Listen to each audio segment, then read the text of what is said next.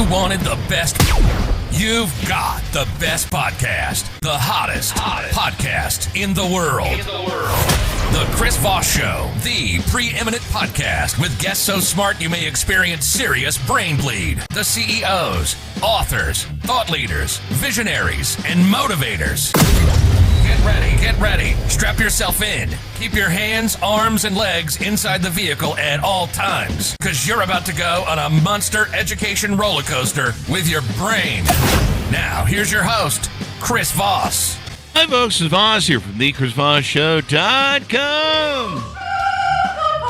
Ladies and gentlemen, there are these things that makes it official. Welcome to the big show. As always, the Chris Voss Show is just the wonderfulest, most awesome show in the whole wide world. I just read Joe Rogan is no longer number one in podcasting. He's lost like 40% of his audience or something. I don't know if that's a permanent thing, but thank you all for joining us over here. I'm just going to assume the sale on that one. And as always, we bring on the most intelligent people on the show. We love the guests that we have over here, and they're brilliant, and we don't platform crazy. So anyway, guys, except for me, I'm the only platforming of crazy that goes on this show. Opinions expressed by guests on the podcast are solely their own and do not necessarily reflect the opinions of the host or the Chris Voss Show. Some guests of the show may be advertising on the podcast, but it is not an endorsement or review of any kind. So we have an amazing young lady on the show today. Dr. Judy Butler joins us. She's a pastoral psychotherapist, a pastor, a chaplain, spiritual director, scientist, and lover of life. So we're going to have a lot of fun on the show with her. She has spent decades helping individuals and families navigate life's challenges with both a grounded spiritual foundation and a deep understanding of human psychology. She combines her expertise in therapy with her profound commitment to the spiritual well-being of others, creating a space for healing, growth, and transformation.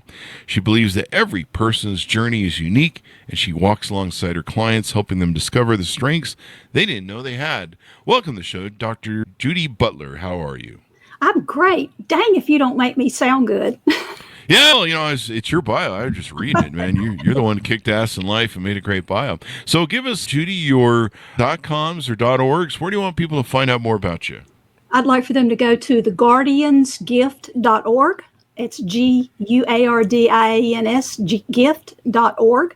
Also, they can find me on Facebook at The Guardians Gift. They can find me on Instagram at _Guardians_gift. And, of course, they can always just send me an email, and I'll email them back at judy@theguardiansgift.org. So give us a 30,000 overview of what you do there at the company. I help people with their legacy estate plans. I help them tell their story. Everybody loves to tell their story. Chris, do you have a story? Oh, these poor podcast audience for 16 years has been hearing all my stupid stories. Yeah. I think they know that. I don't know if they enjoy it at this point, or if they're just like, yeah, I want to hear his stories again. No. There's always more stories to tell, and people don't know everything. So I help people tell their stories, and people say, I don't have anything important to tell. Yeah, you do. As a matter of fact, my husband's grandfather, before he passed away, he would always tell these stories, and his wife had gotten to the point where she'd hold up a finger for each one, 3 or 4 or 5 times. And then finally, towards the end of his life, he actually told this really neat story about buying a car. And my husband looked at his grandmother, and she said, I've never heard that one before. And we were all like, wow, you mean there's a story we don't know? Yeah. So we help people tell their story. We ask things like, what was your first kiss? Oh. Chris, what was your first kiss? My first kiss with the one, I don't know. I don't know. It was a long time ago, eh? Yeah. I don't know. My first kiss, I think it was someone in elementary school. We were playing doctor and nurse back in those days. That's what kind of people did. Their kids did. Oh, okay. Don't tell too much, okay? Yeah. But we also find out...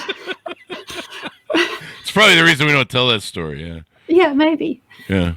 But I also encourage people to tell their stories. They've had trauma. Everybody has trauma of some sort in their life, something that made them do a double take or take a different path in life or ask a different question. And people are like, maybe I shouldn't tell that. And I'm like, no, that's the very thing you should tell. But let's figure out how to tell it so that it's okay for you and okay for your family.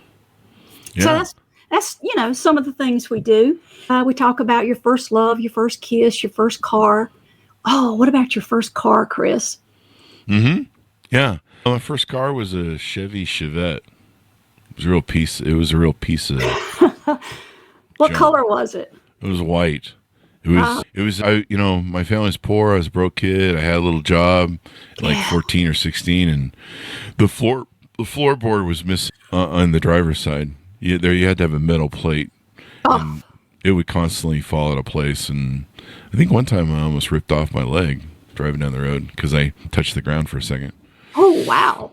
Yeah, it was just an open hole in the car. It's crazy. But Yeah. I bought it for $450. How do you like that story? Wow. That's neat. That is neat. My first car was a little red Volkswagen Beetle. Ah. And I'd pull up to the service station and I'd say, give me 50 cents worth of gas and fill it up with oil. But anyway, 50 cents worth of gas and fill it up with oil. Yeah. Some of those old VWs, you had to do it that way, actually. You I think. did. Yeah. My dad had three of them. He loved VWs. Yeah. So we help people tell their stories. And, there's a point in the story where we usually change direction or figure out something or grow up or mature. So we figure that out too, because those are the wisdom pieces of our life that we want to leave behind for people. Mm-hmm. Yeah. So what changed? How did your life change? Do you remember a point in time where you're like, oh, dang, I need to do something different? The 2008 mortgage crisis. Wiped out all my empire of companies that we built over 20 years. And so I didn't really have an option, but it was like, damn, my life has changed. I got to go do something different. So I did. And then when I was born, I came out of the womb and I sat there going, it's cold out here. Things have clearly changed. I've got to do something different, evidently, than just enjoying the warmth of my mom and free food. Or something, easy access to food or something. I don't know. Yeah. Yeah. But, talking about being born, that's cool too. And we help people. We start out with that part. We walk people through their entire autobiography. Where were you born? Where'd you grow up? Where'd you go to school? Who was your favorite teacher? Your first whatever, life, love, car, kiss, date. But then we get to a point where we talk about health. In my family, we blame everything on my mama. God bless her soul. The woman has got everything wrong with her. She's got macular degeneration. She can't see out of one eye, and the other one's completely blind. Oh, wow. She got hearing aids. She don't have any teeth. But my mama's going to be 90 next week, and, wow. and she's salty.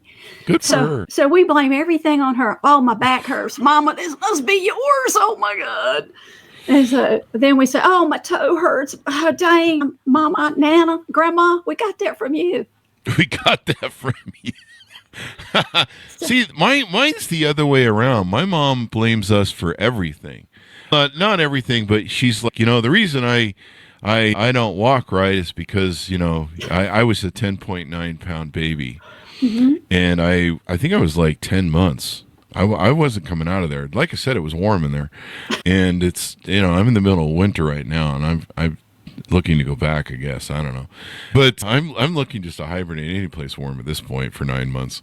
But it's one of those things where my mom's like you're the reason I lost all my hair, you darn kids, and it's probably true actually, really, when it comes down to it. So there's that. Yeah. But the thing about your health stuff that's so important is we do inherit things. We do certain conditions, certain ways of being, and even psychologically, trauma gets passed down in families. It's true.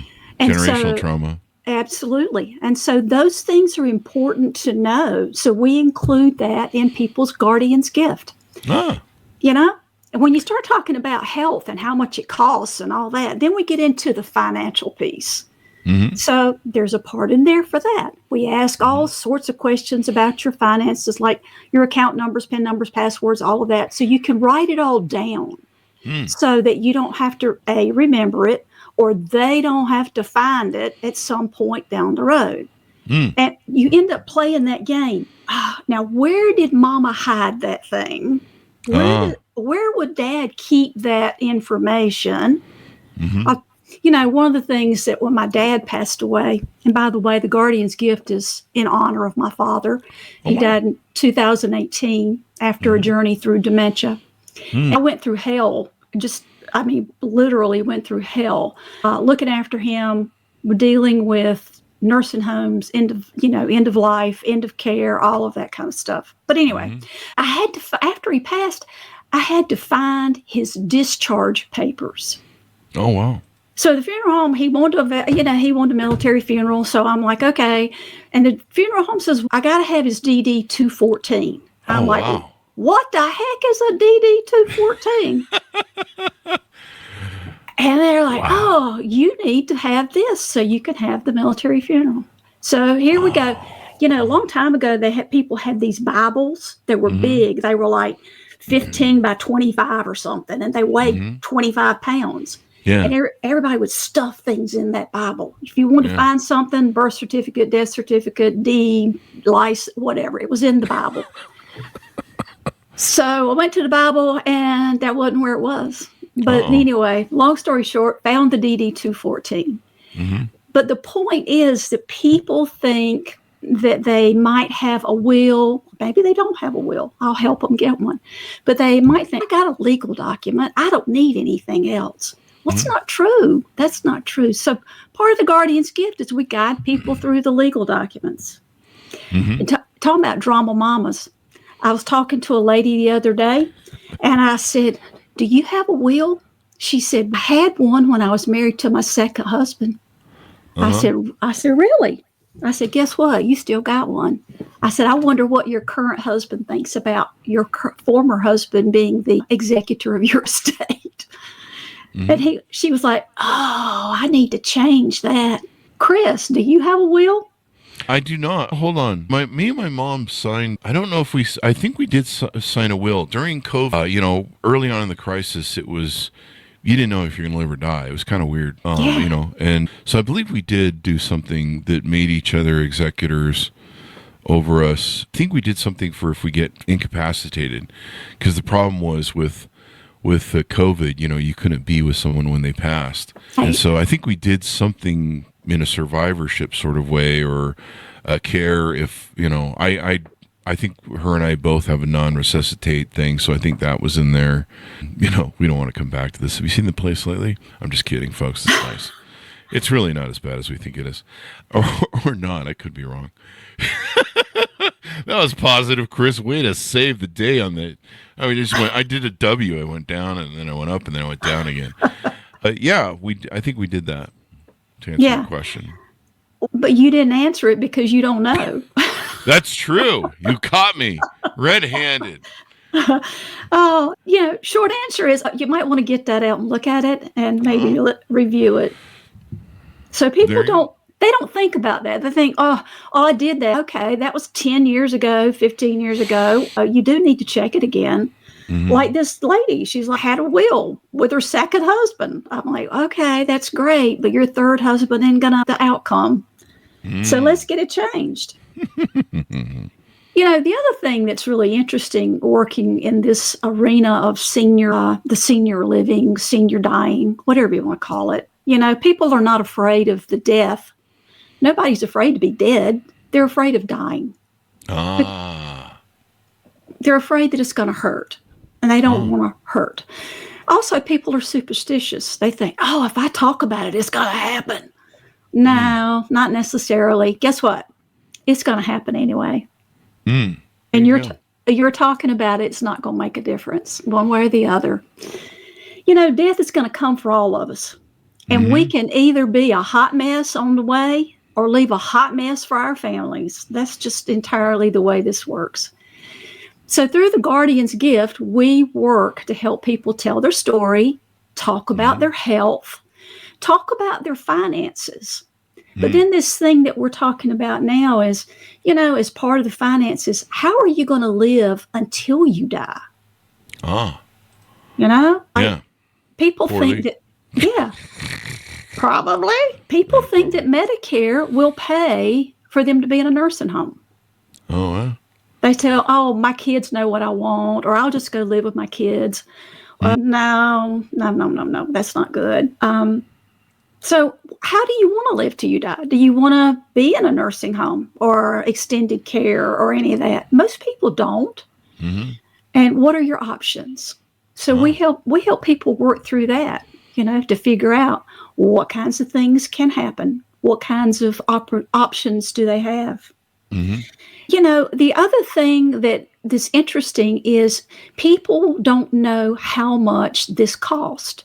So as we're looking at their health, it's what's probably going to happen.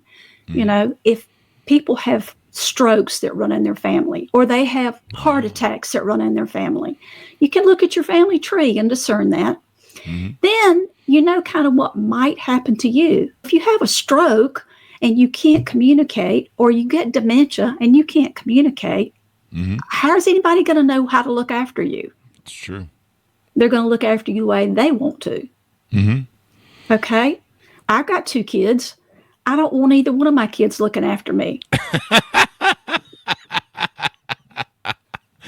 Wow. I mean, I love my kids and they'll do a great job. But the point is that a lot of people have kids that are drug addicts or have gotten into some financial situations that are not healthy, or they don't make good decisions. Okay. So do you want those kids to be the ones that are going to pull the plug if you're on life support? Yeah.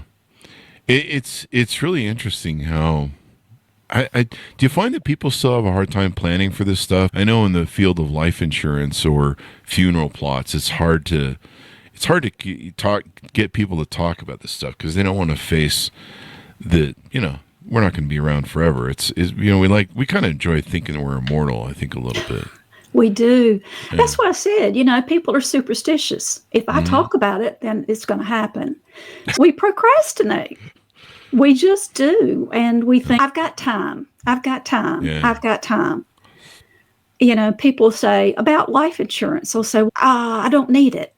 Not right now. But when you need it, guess what? It's too late. Mm-hmm. Yeah.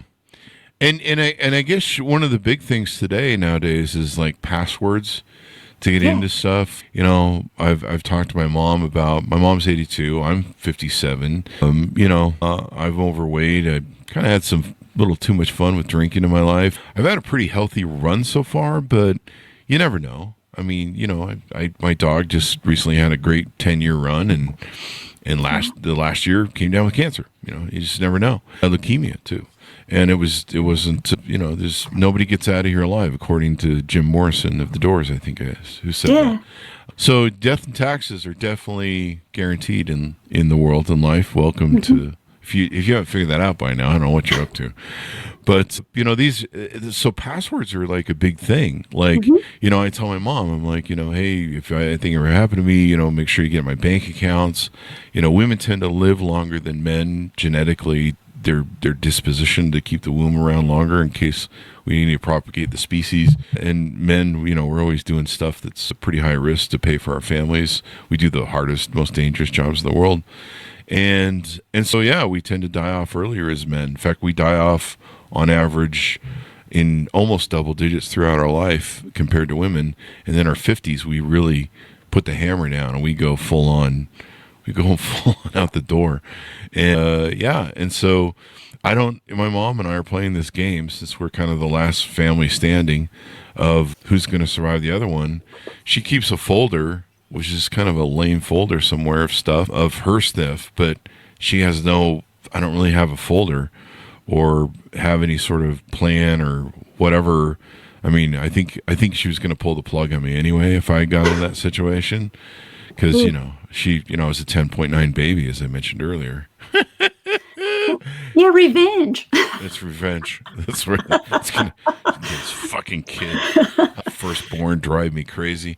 And but no, like I'm like, well, here's I have backup guys that can call and come in and take care of cleanup for me. There's lots of stuff that they can sell off, raise money, give her.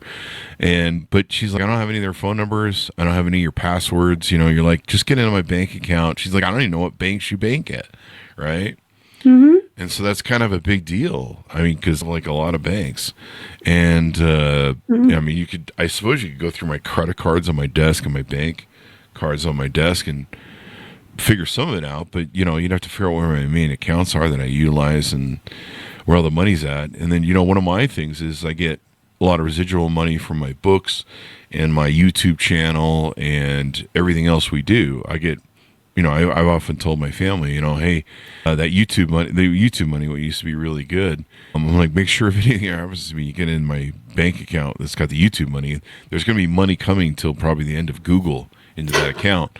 And so, they don't know, she doesn't know how to get into that account. She's horrible with technology. But yeah, so I can see why there's definitely a need for this stuff, especially passwords. I remember we were trying to get into my father's emails. I can't remember what we were looking for, but it was really important. We were trying to get into his emails, and we couldn't get into his emails because we didn't have his password. And so I can't remember what it was we were looking for, but it was very important. That's again the guardian's gift. There's a place in there for that. Part of what we're talking about, the fact that people don't do it, and they're superstitious and they procrastinate and I've got time and not yet. And it's because it's overwhelming. When you start this journey, it is an overwhelming thing to undertake. And people get into it and they're like, where do I start? So this is a process, because this is what I went through. What you're talking about, what we're talking about, is what I went through with my father. And actually have it set up so that it asks a question. You get one question at a time. And you answer the question. And then you move to the next question. And it's just systematic. I'm very scientifically, analytically oriented. And so it's about what is the procedure? What are the steps? So I set it up that way. And because you don't have one, I'm going to give you one. So just know right here today, everybody listen, I'm going to give Chris Voss a guardian's gift so he can get all his stuff together. I'm going to send it to him and get him squared away. So your mom won't have to worry, okay? Yeah. Thank you. Your family. You're welcome. But, you don't want your family to have to look for emails and passwords and PIN numbers and things after you're gone. They're going to be upset. And so... Then they're really going to pull the plug on you. Yeah. Yeah. So it's amazing because people say, my kids know what I want. My family knows what I want. Yeah, maybe you told them, but, how great are their memories? Maybe they do, maybe they don't. But how many passwords do you have? Yeah, how many passwords do you have? There's there's the thing of telling them if you want to be resuscitated or not, non-resuscitation or resuscitation clause, what you want them to do. I mean, if I'm brain dead, I really don't want you to keep me alive, because I've been doing that for 57 years already so far on this podcast. It's time to wrap that up, I think. Yeah. I'll just put in my will, wrap it up. Come on. Yeah. But what's interesting too about what we're talking about is the money and the accounts and the passwords and all those things. That's really important too, because, people tell me, they say, I don't want to put this down somewhere because my kids want my money, or my family they're after my finances. They're going to take all my money. And I'm like, yeah, they are after your money. And part of the reason they're after your money is because they've been paying for you as you've been getting older. It costs caregivers millions of dollars. There's 43 million caregivers in the United States. And 75% of those are women. So you're talking about women and living longer and all that. That's true. So understand, a lot of women, a lot of families will take the money out of their own pockets. Oh, I'm going to run to the store. I'll just pick up a few groceries for mom or dad, or I've got to run by the drugstore. I'll pick up your meds, whatever. But before you know it, it ends up being a lot of money. I spent $30,000 one year on my family, looking after my mom and dad. And so it adds up. And, people say, my kids just want my money. Yeah, they do. You're going to be dead anyway, so you can't take it with you when you go. So I'm going to have it buried with me. That's what my dad said. He said, I'm going to put a check in there. And I said, yeah, go ahead. Put a check in there. That would be funny. You put all your money in there and you put a glass top on it so that your kids can see that you're burying all your money. Like one of those people who gets buried with their car. That's what you do. Listen, those are true stories. I know you think that's not true, but those are true stories. I know a guy that his father was very paranoid, and he kept a lot of cash. I mean, hundreds of thousands of dollars in cash around. Uh-huh. He buried it in glass jars. He put some in some jars and buried it in different places. And then later, he was worried that somebody was going to find it, so he dug it up and he set fire to it. Jesus. He burned his money so the government would not get it. So the government would, but you can't really that doesn't really work, right? But still, I mean, they get their 50%. They get their pound of flesh, whether they, death and taxes, ladies and gentlemen. That's the. But some of the stories that I hear are amazing. Yes, some kids do want your money. That drug addict child of yours that's going to go out and get a good hit after you're gone, or maybe before you get gone. I don't know. Maybe you want them to get a good hit after you're gone. You might. I mean, I want people to throw a party if anything ever happens to me. But no, you have a good point. I think my mom had a neighbor who had a son who did that to her. He was an alcoholic, and he ended up cleaning out her thing. I ran a mortgage company for 20 years, and I would see a lot of this, throwing the mom into a rest home and seizing all of her assets and stuff. Yeah. And pretty crazy. You were saying a moment ago about your dog passing, and that's something that people don't think about as well, is what's going to happen to your pets once you're gone.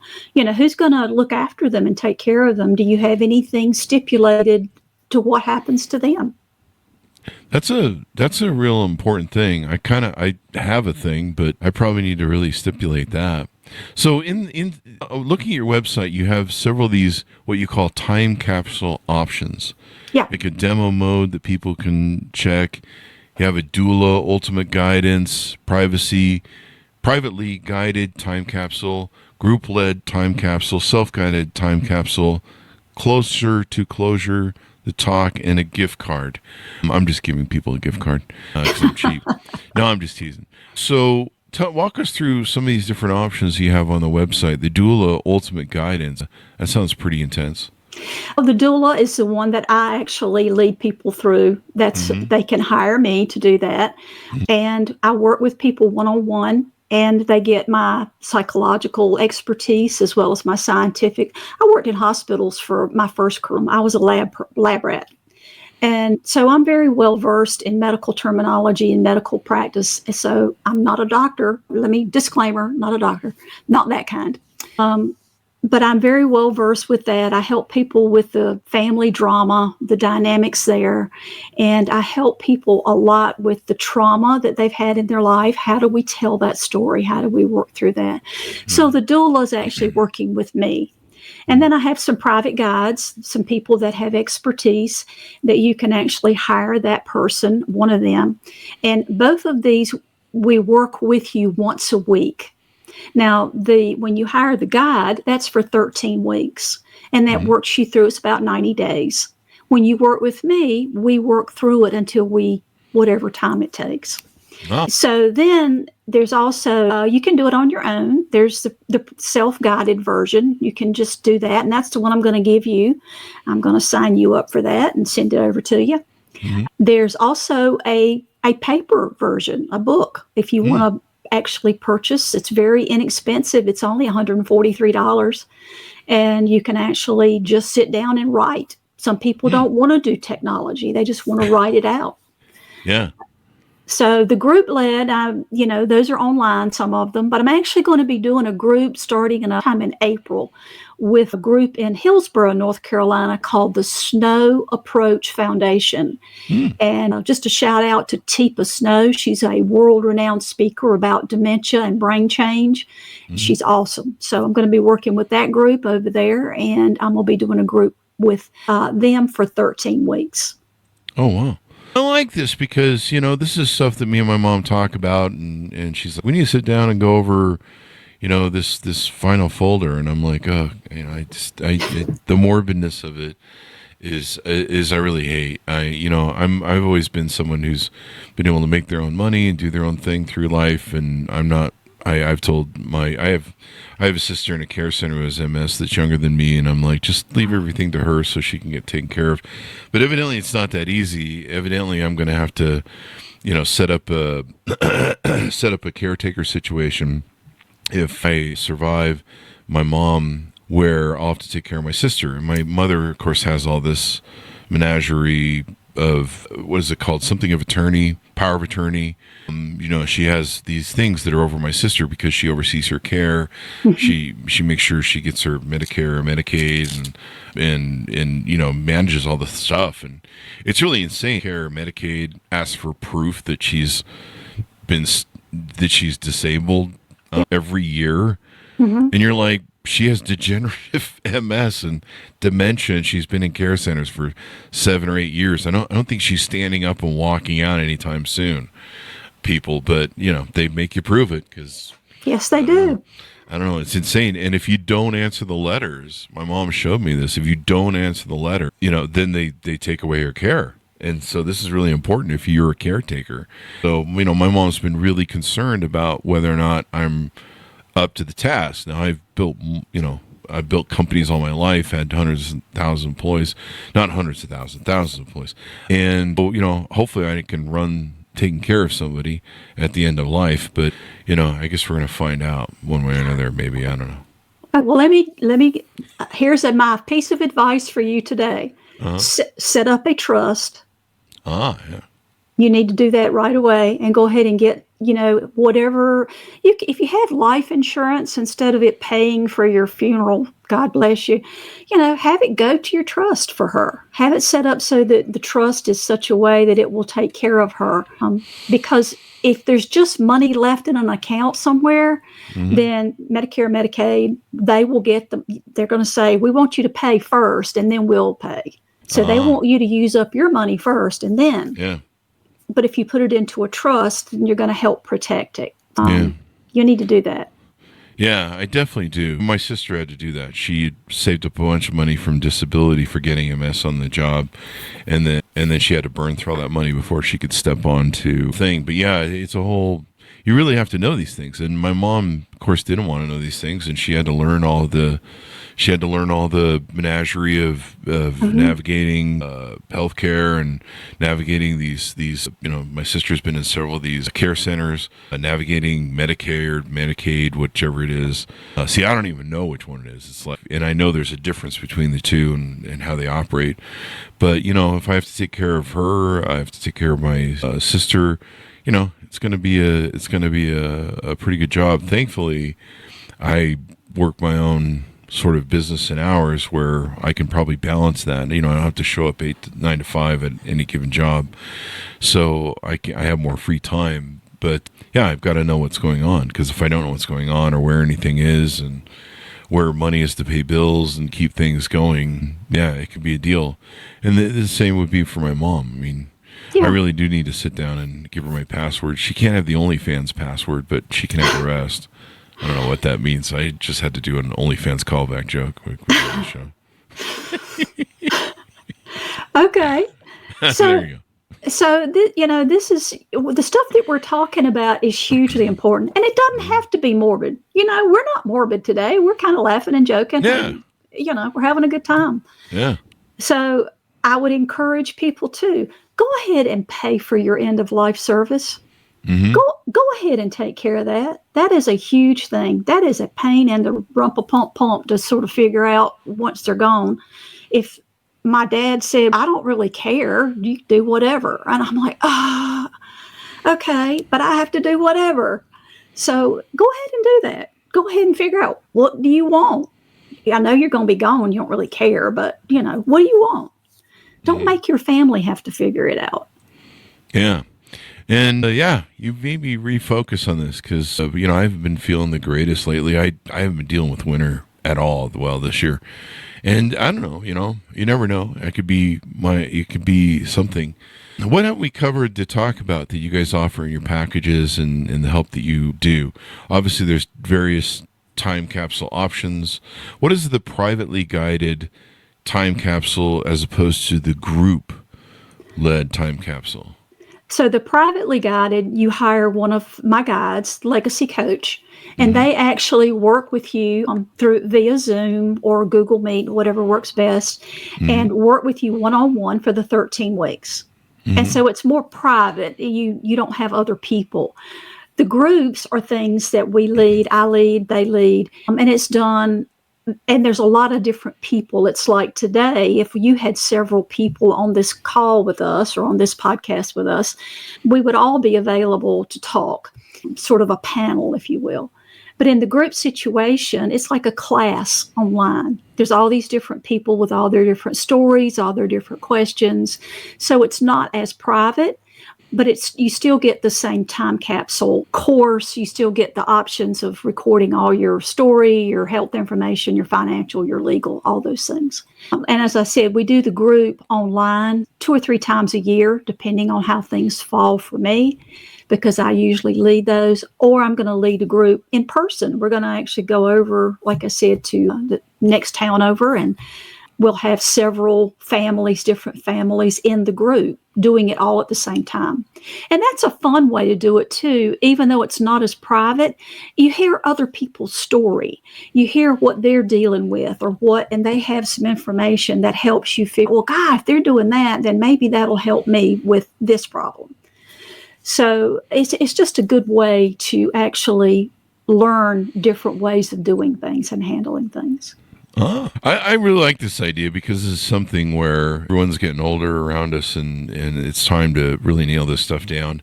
Like I say, I have different bank accounts that get forever money as long as Google's still in business, and my book still sells, and that seems to not slow down. So yeah, it's something where I want that money, to pay for stuff. And my mom has one of those things that she's talked about for decades where she wants to pass in her home, and she has this specialized insurance that brings the caregivers in. It's supposed to fund the caregivers, and boy, am I banking on that, because I believe you should pass in your home. My grandmother passed in her home. I think most of her family did, and it's home. No one wants to die in a hospital. Right. I've seen that, and it's not. I don't know. It's just you're not home, and that's basically it. And she deserves that right. And so yeah, I'm hoping that what she has in place is definitely going to take. But I'm going to have to activate it and call up some insurance company and be like, my mom paid you. Give her what she needs. Yeah, you got to be able to know all this stuff. So that's one of the things that I tell people when I'm working with them is that you need long-term care insurance, is what it's called. Okay. And it's actually, you should get it probably a long time before you need it. You're at an age where I would say, Chris, go get some long-term care insurance. Are you trying to tell me something? No. Is there something you know about me? Have you seen my x-rays? Oh. I have a joke about that. But anyway, yes, you need long-term care insurance, but all long-term care insurance is not created equal. Oh. So you have to know what it is you need and what it is. Well, you don't know what you need till you need it, of course. But, what kinds of options are available. And you need to not just go by the first thing that you run into. It's kind of like, heaven help me, God forbid, attorneys. I love attorneys. They have a great place. But every attorney has their own bias. So you go to one attorney and you go, I want to protect my mom's assets. Well, you need to create this and this and this. And you go to another attorney and they're like, this is how you do it over here. You need to actually have the kids get the deed ahead of time. And you go to a different attorney. You can come up with as many different ways to do estate planning as there are attorneys out there. So you just have to know that every attorney has their own bias. There's lots of different kinds of long-term care insurance. You need to know that too. So I would just suggest, that you go ahead and get it. If you're 55 or 60, go ahead and invest in long-term care insurance, because once COVID has come and is never going away again, the insurance companies made some changes.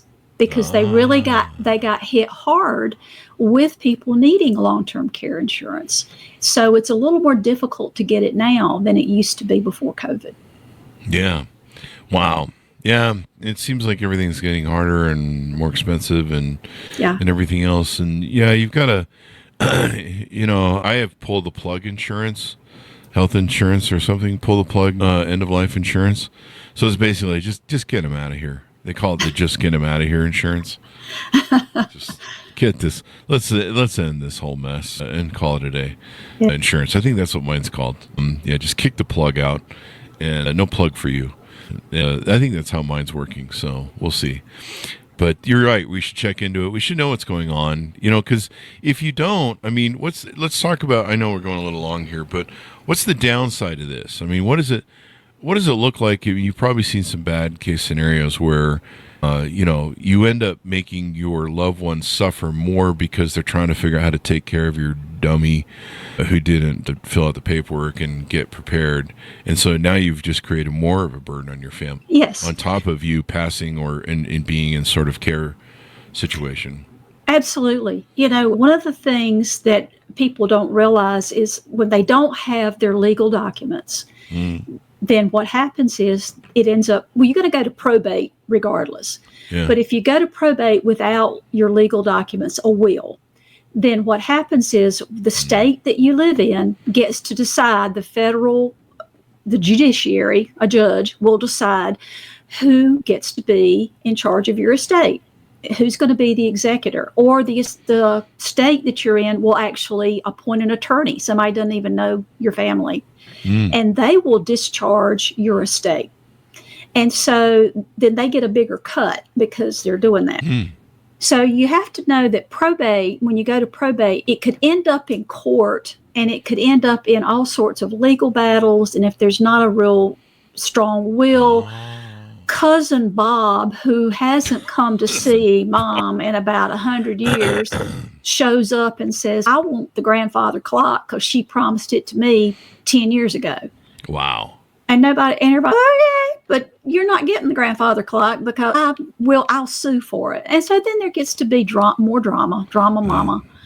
And all these legal battles happen. Things get, taken or moved about. Instead of having a very nice process where there's an executor, and as part of the guardian's gift, there's an executor section after someone has passed, how to guide, go through all this. And it's, what do? You need to file actually in the newspaper. You put an ad in there and say, anybody out there has a claim against the estate where, let me know so we can pay it. But if you don't know all those things and there's no deed to the house, my daughter just bought some property and there was a house on there and there was no will and there was no deed. They had to go back and recreate some of these things. So the process goes on for years for some people. Wow. That's, you don't want that. I've seen that legal fight from children and relatives over stuff. I think it's pretty morbid. I've seen kids fight over 20 or 30 grand and grab grandma, kick her out of her house so they can seize the house and the equity in the home and throw her in a care center. And they're never going to visit her. Yeah. And I've seen evil shit like that. Like, we need to have the will changed or the title changed over because, we're throwing grandma in the rest home and she's got assets. I'm just like, seriously?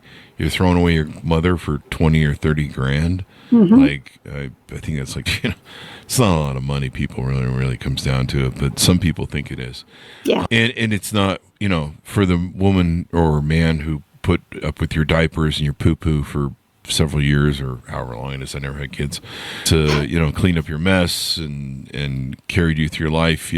I have a saying with my dogs. My dogs are my family and I've had 4 huskies and I have a saying, I carry them through the first 10 years and they carry me through the first 10 years and I carry them through the last several years or whatever it takes. So, when people always say to me, oh, it's sad that, your dogs are costing a small fortune now and you're having to do all this cancer stuff. And I'm like, we had a good run for 10 years and they carried me. So now it's my turn. And that's kind of how life works, folks. So your mom listened to all your stupid shit and your dumb stories and your stupid stuff that you do, and she loved you anyway in spite of it all. So least you could do is try and make her exit the best, or any parent really, when it comes down to it. I'm glad we had this discussion. It'll be interesting to see this, and I don't know, maybe I'll talk about this more on social media and on the podcast, because this is important. Where, we have the largest baby boomer generation still retiring, yep, and still going into the thing. So there's still a huge amount of people that need to take care of this stuff. And yeah, if you don't have a will, if you don't have stuff set up, the government takes a large portion, I think half at least, right?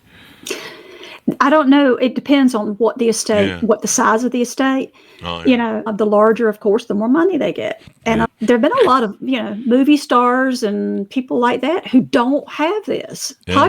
Podcast stars that don't have it. I'm amazed. Well, maybe, I wonder if Joe Rogan's got it. I don't know. So I know one that's going to get it. So I'm going to give it to him. But anyway. Well, I'll look forward to checking it out and all that good stuff and blab about it online after. Final thoughts as we go out. Judy, tell people how they can onboard the .org, all that good stuff that you want people to find you on the interwebs. Yeah, just look me up on theguardiansgift.org and, send me a text message, send me an email, just chat. There's a free version on there. You can go look at a module that says, this is a demo module. Check it out. Do it. If you got questions, just ask, please. Mm-hmm. Mm-hmm. Just ask. The more you know. That sounds like that. I should have that do. The more you know. Thank you for coming on the show, Judy. We really appreciate it. Oh, thank you for having me. This has been a blast. You've been great to chat with. A lot of fun. We have fun joking about death because, Marcus Aurelius said it best in Meditations, death smiles at us. The best you can do is just smile back. Absolutely. So, memento mori, folks. It really helps. Embrace it. It is what it is. It's, I like to, one of my favorite lines is from the movie No Country for Old Men. And there's a part in there where he goes and visits, I think his uncle or his granddad, and he says the line, "You can't stop what's coming. That's vanity." And it's true. We can all be a little vain or think we're immortal sometimes, and I'll live forever, and there's plenty of time, like you say. And things happen, car crashes, we just saw a plane land upside down in Canada. It's February 2025, people, if you're getting that reference. We have people that watch the show 10 years from now and they go, that never happened. And you have to date everything. That's why we don't give out pricing on Amazon anymore, because they're like, it's free on Amazon now. It's like, that was 20 years ago that we reviewed that. It's amazing the comments we get. But this is important to nail this stuff down, folks. I know it feels a little bit morbid and odd to think about your death and your passing, but, think about what you're leaving behind for your family. And, it's hard enough that they're dealing with the loss of you. They're probably celebrating, clinking glasses and throwing champagne. He's finally gone. That's how my kids would be. We're finally rid of him. Ding dong, the witch is dead. But no, they're dealing with pain. They're dealing with loss. They're upset. I hate that they're starting that grief process that I hate so much. And, you don't need to complicate their lives anymore. Make it easy on them, eh? Make it easy on everybody. Everybody share. Do a family thing. Yeah. Well, Judy, thank you very much for coming on the show. And hopefully we've helped some people prepare better for the future and make everyone's lives easier. Thank you for having me. Thank you. Thanks for tuning in. Go to goodreads.com/Chris Voss, LinkedIn.com/Chris Voss. Chris Voss won the TikTokity and all those crazy places. Watch for us. We have the new logo, too. I should put a plug in. We have the new logo on the Chris Voss Show, and we'll be having some merch available soon. Be good to each other. Stay safe. We'll see you next time. That should have us out.